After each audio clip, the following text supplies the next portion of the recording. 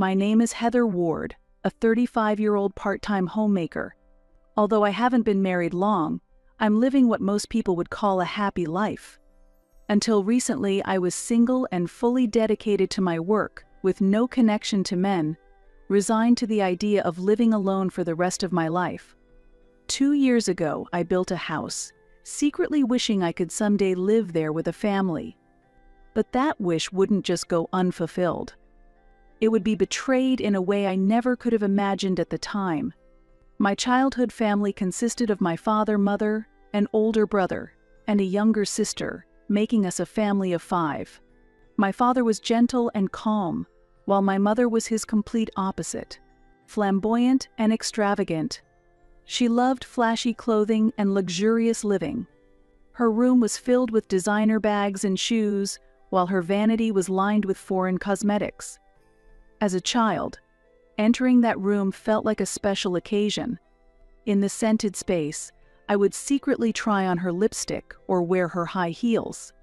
To me, it was a small adventure into a glamorous world I admired.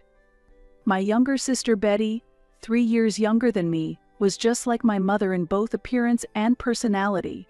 Even as a child, she was stunningly beautiful, drawing attention wherever she went. Her blonde hair, large eyes, and fair skin made her look like a living doll. Betty was always the center of attention, and everyone talked about her.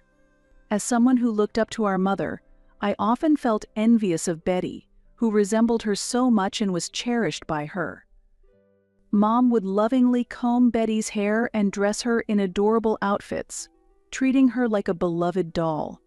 In contrast, my hair was always roughly tied back, and my clothes were purely practical. Even as a child, I felt a pang of sadness over this disparity. My older brother Brian, 2 years older than me, resembled our father in looks and temperament. Plain in appearance, but earnest and reliable.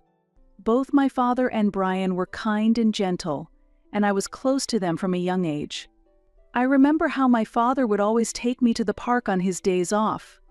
The warmth of his large hand as he pushed me on the swing remains vivid in my memory. Brian, after coming home from school, would always help me with my homework. His voice as he explained things was always gentle. We were an ordinary family until the day my father had a stroke when I was in middle school, and everything changed. That day, I came home from school to find my mother in tears. My father was rushed to the hospital and survived, but the stroke left him with paralysis on his right side.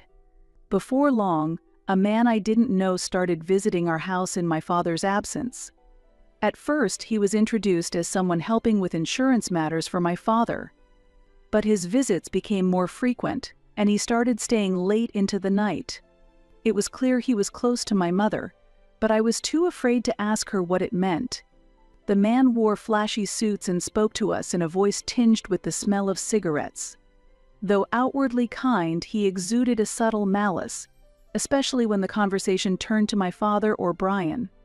Brian, a high school student at the time, worked part-time after school and came home late every night. I knew he was trying to support the family, but I felt lonely. I hated being in the house with my mother and the strange man, and I longed for Brian to come home early.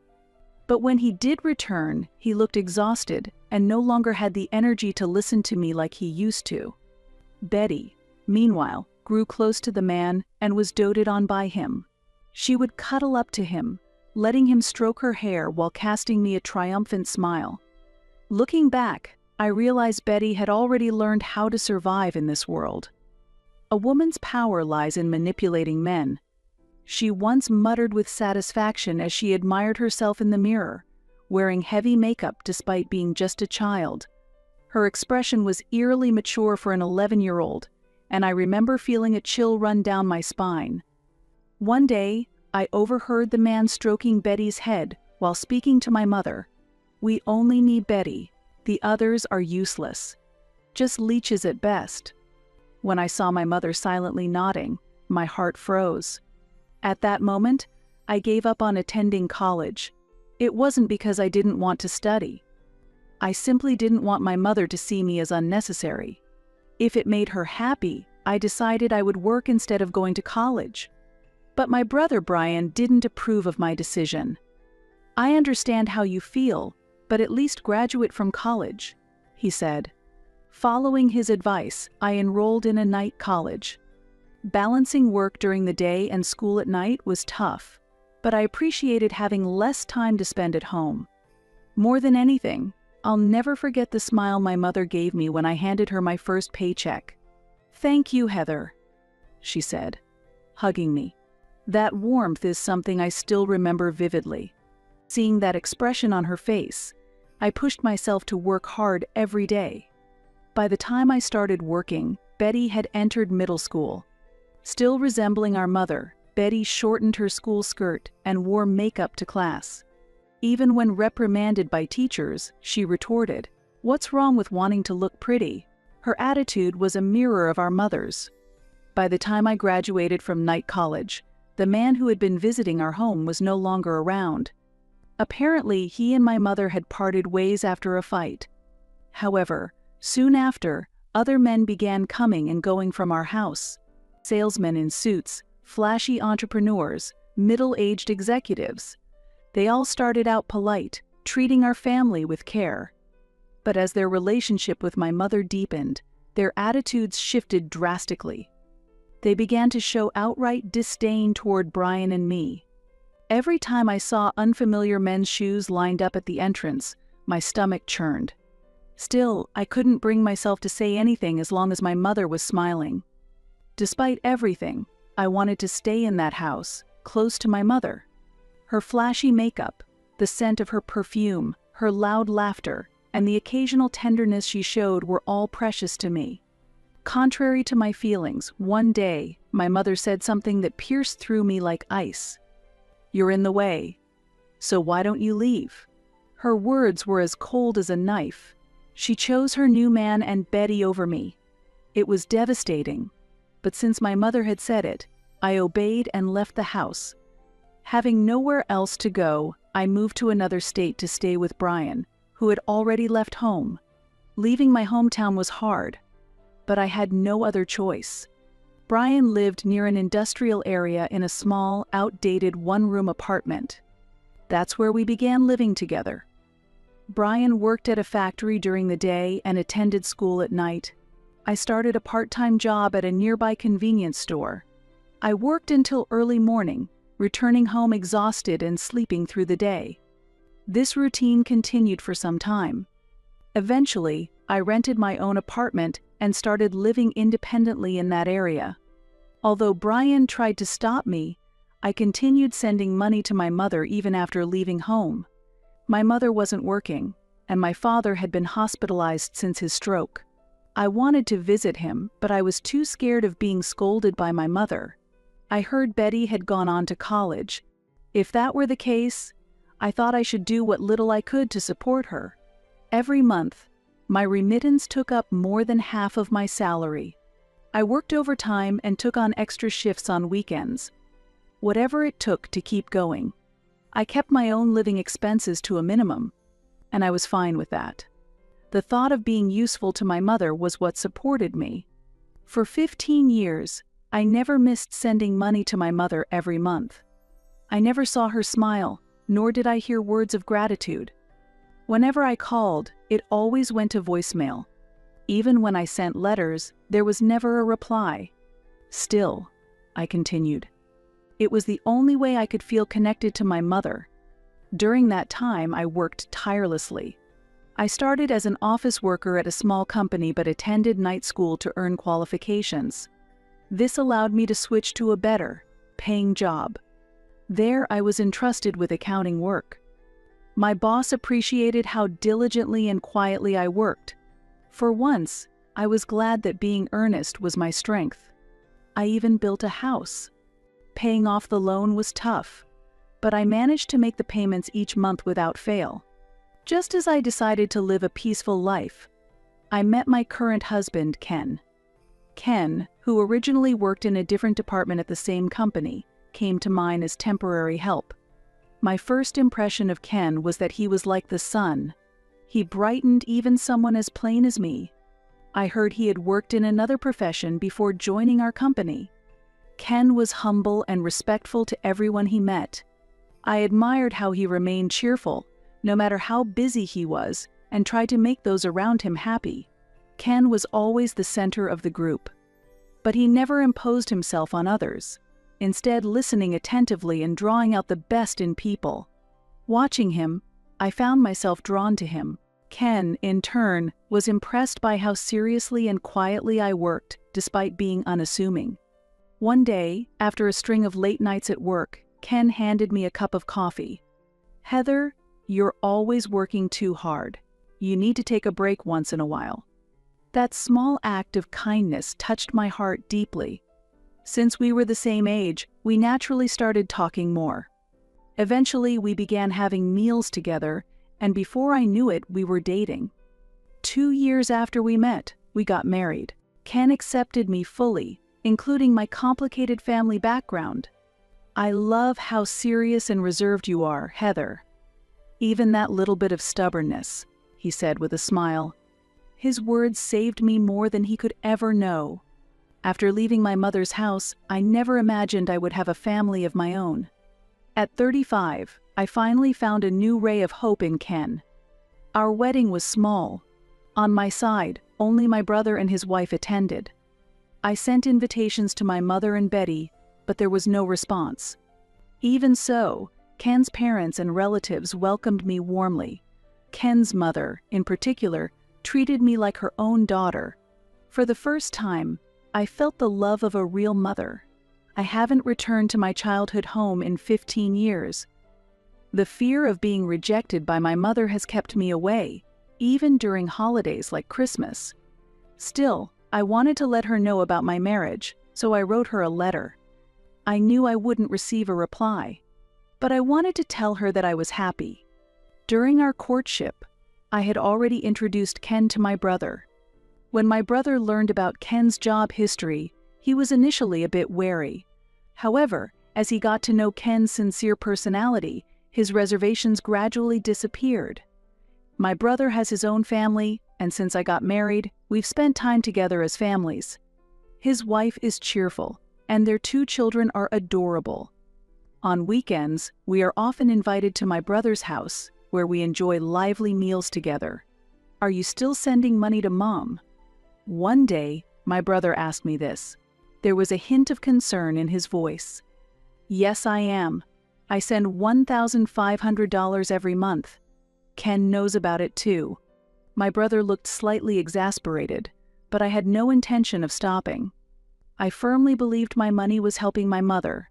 That belief kept me going every day. Still, my brother continued to look at me with worried eyes. Then, one day, my phone rang. The caller was my younger sister, Betty. Like my mother, I hadn't seen Betty even once since leaving home. She must be 32 years old now. When I saw her name on the screen, my hands trembled. With a mix of anxiety and curiosity, I answered the call. "Hey sis, how are you? Long time no see." Betty's voice was the same as always, cheerful and carefree, as she laughed brightly. It felt as though time had stopped.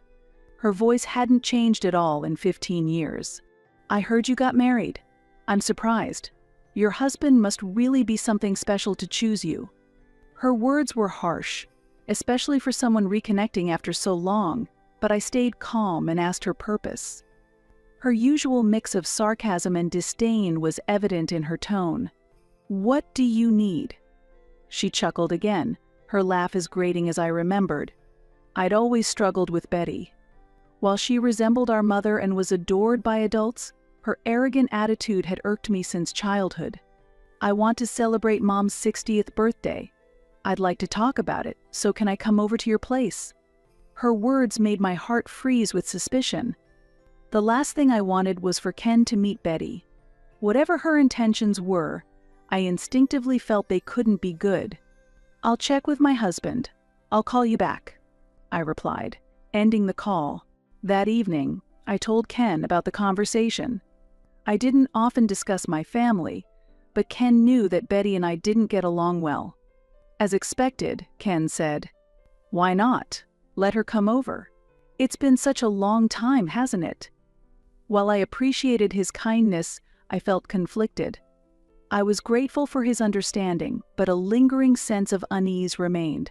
Still, knowing I had Ken by my side gave me courage. So, I decided to invite Betty over the following Sunday. To be honest, I wasn't looking forward to seeing her. From the tone of her call, she didn't seem to have changed at all. The days passed quickly, and before I knew it, Sunday arrived. The night before, I lay awake staring at the ceiling. What could Betty be planning? Why now, after 15 years? As morning came, Ken and I drove to the nearest station to pick up Betty. In the car, Ken tried to lighten my mood with jokes, making me laugh. His kindness helped ease my nerves a little. We parked at the station, and as I stepped out to wait, I saw Betty waving and walking toward us from a distance. 15 years had brought some changes to her appearance, but her walk and expressions were exactly as I remembered. She wore flashy clothes and bright red lipstick, resembling our mother. Betty wasn't alone. She brought along a male friend, Ryan. Ryan seemed to be in his late 30s, thin, and carried an air of restlessness. Betty introduced Ryan as her business partner. After getting into the car, Betty began studying Ken's face through the rearview mirror. Her gaze held the same calculating glint that our mother used to have when looking at men. When we arrived home, Betty openly started flirting with Ken. "Ken, you're such a wonderful man," she said. "What kind of work do you do?" Her sweet voice layered question after question. Ken, however, remained composed and even shifted the focus to me, showing his care. When Ken placed his hand on my shoulder, I caught a fleeting sharpness in Betty's eyes. Then, out of nowhere, Betty brought up the subject of the house I had built. She claimed that our mother wanted to live with me. "Mom was so happy when she heard about your house. She said, 'I can't believe Heather built a house.'" There was a manufactured warmth in Betty's voice. "We're family, right? Mom's always cared about you, you know." She just couldn't say it out loud. "Wouldn't it be great if Mom could live with you?" Her suggestion shook me. Could I live with my mother again after 15 years? Yet, I also felt a strange sense of unease. If Mom was truly happy about my marriage, why hadn't she contacted me directly? Something in Betty's words hinted at ulterior motives. After that day, Betty began visiting me frequently, sometimes even trying to meet Ken alone. "I want to discuss work," she would say, inviting Ken out for meals.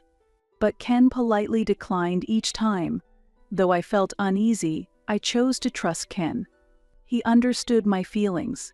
"Heather, you're the only one for me," Ken would say, holding me close. His words gave me deep reassurance. Then, the day of Mom's 60th birthday celebration arrived. Betty asked me to bring the deed to my house as a gift for Mom. "If you put it under Mom's name, she'll be so happy," Betty said. Alarms blared in my mind. That day, I visited Mom's house. After 15 years, the exterior of the house looked the same, but there was a neglected, desolate feel to it. The yard was overgrown with weeds, and the flower beds my father had once cherished were gone.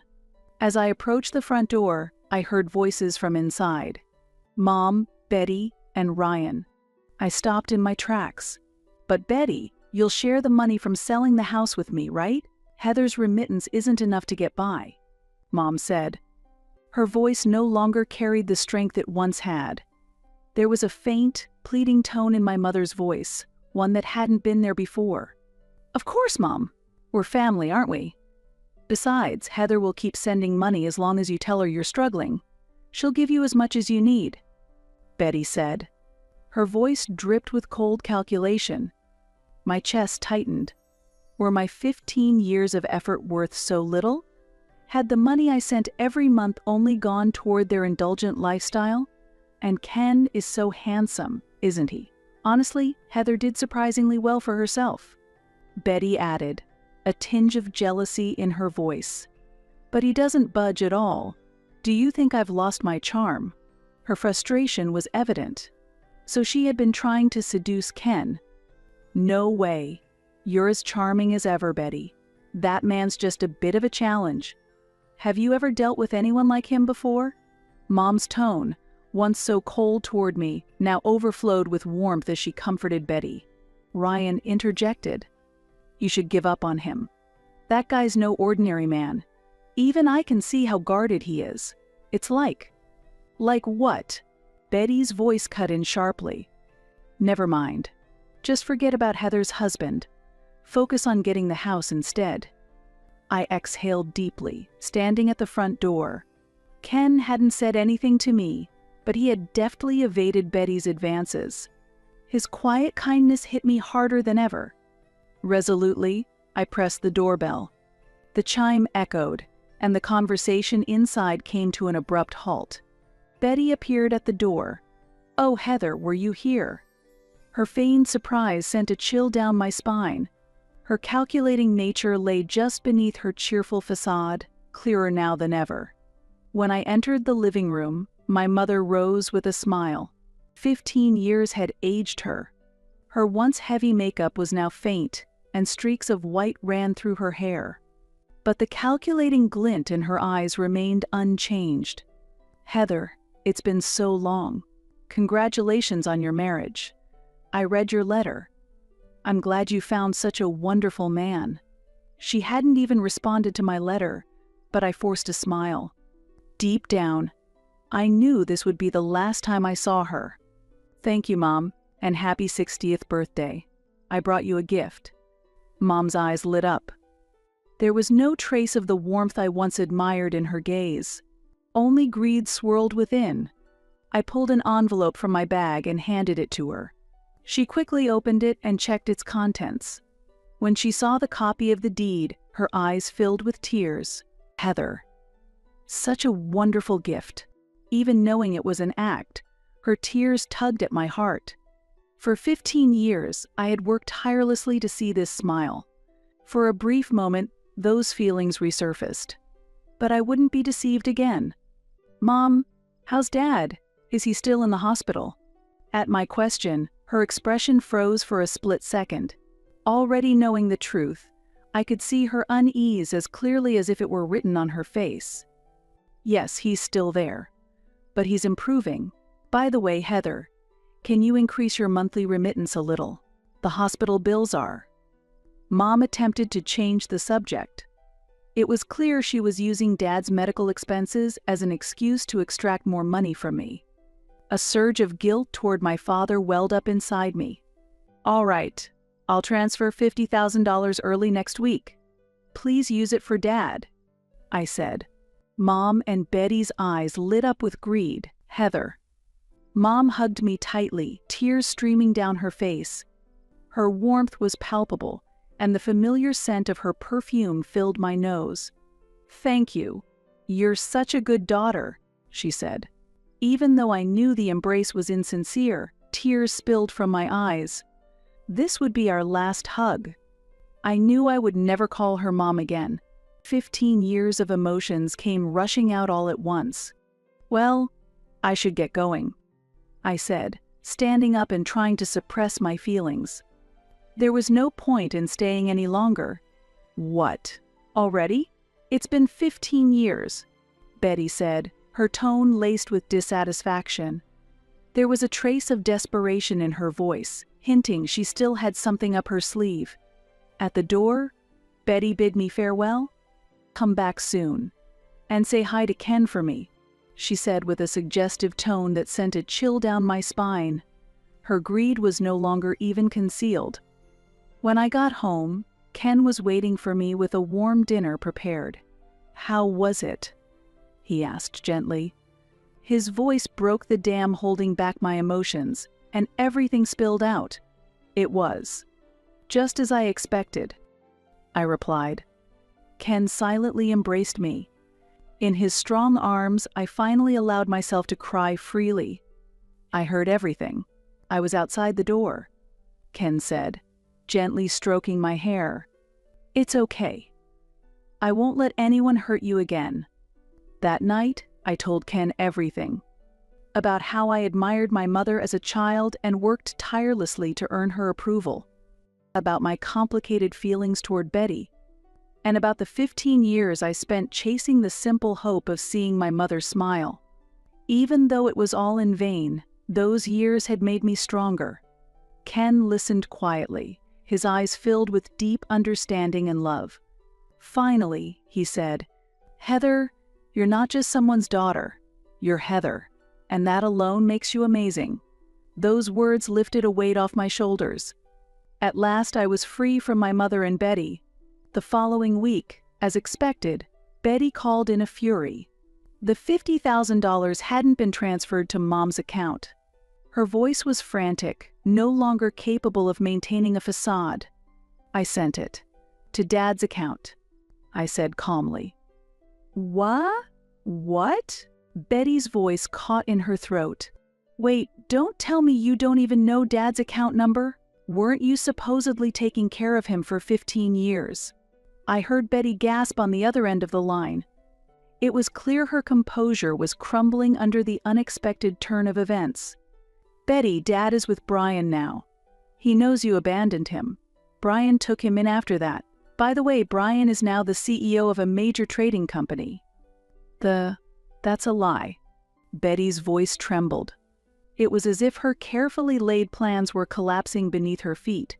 "And another thing, the deed I gave you was a copy. I still have the original. The house is already demolished. I'd rather destroy it than let you have it." What are you saying?" Betty's voice shook as her ambitions came crashing down. "Oh, and one more thing I forgot to mention. Ken used to work as a counselor for a private investigation agency. We have all the evidence of your fraud. The police have already been notified." The line went dead. The last thing I heard was Betty's panicked breathing, laced with sheer terror. A few days later, Mom and Betty were arrested. It turned out they had been running marriage and investment scams for years. The total damages amounted to several $1,000,000. Even Dad's insurance money had been stolen by them. Ryan was also arrested as an accomplice. "Some people never learn," I muttered, sighing as I read the news article. Mom and Betty's photos were plastered across the newspaper. "But it's over now," Ken said, wrapping his arm around my shoulder. In his embrace, I felt a profound sense of relief. "Yes, it's over. But I still feel a bit sad." "That's natural. But Heather, you've got me. And you've got Brian, his wife, and our baby on the way." I smiled at Ken's words. After the chaos, I discovered I was pregnant. Now, I have irreplaceable bonds that mean everything to me. My brother's family, the new life growing inside me, and most importantly, Ken, my perfect partner. "Hey, Ken," I said. "Yeah. Let's build a house together this time." Ken's face lit up with a beaming smile. "Of course. But this time, let's make a room for the baby." I buried my face in Ken's chest. "This is happiness. Right now I know I have true happiness. Sometimes I still think about Mom and Betty, but I have no regrets anymore. Those 15 years weren't wasted. Because of them, I now understand the true meaning of family. As I look at the blueprint for our new home, a quiet smile crosses my face. This house will surely be filled with warm light, and within that light, a new life will flourish. This is where my story begins, a story that is truly, uniquely mine,